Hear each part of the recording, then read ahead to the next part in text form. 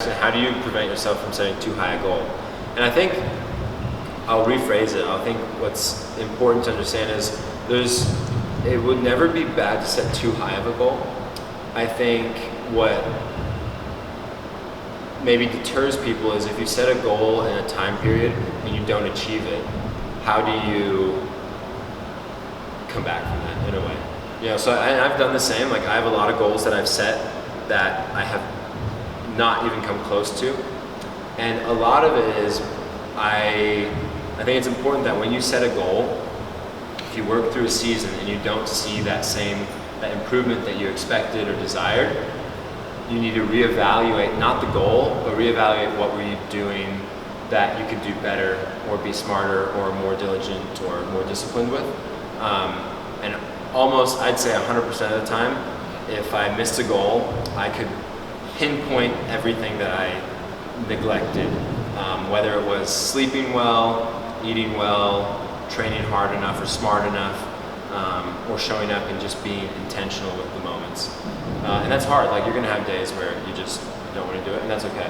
You take a break. I think mentally we need that, and it's important to listen to your body because your body knows what it needs. But I think don't be afraid of setting high goals.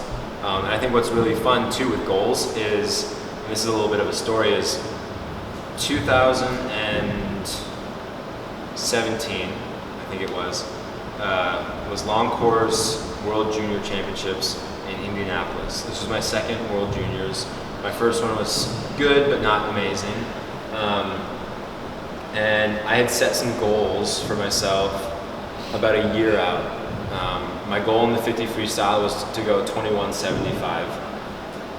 And that whole year leading up to it, I kept going 22:22 over and over and over. I think I went that same time like 5 times in the meets. And with my goal time being 21:75, I decided to write it on a big piece of paper, on a few pieces of paper, and I stuck it all over my house. And so I saw it everywhere. I had it in front of my pull-up bar, I had it in my bedroom, I had it on the mirror in my wall, or in my bathroom. And eventually I started to I stopped noticing these numbers on the wall, and it became part of my subconscious in a way. And as I trained, I would picture that number, I'd believe it.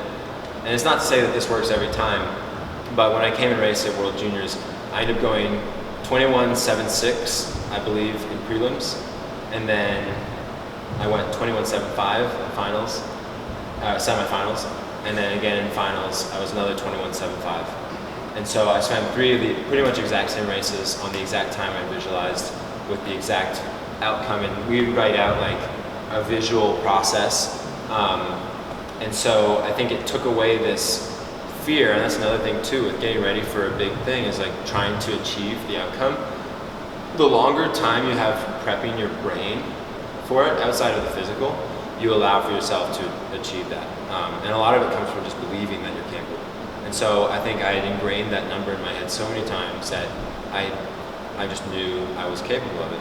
And then we ended up hitting it spot on, which is really cool. And I have a few friends that have similar stories, but it doesn't always work like that. Yeah.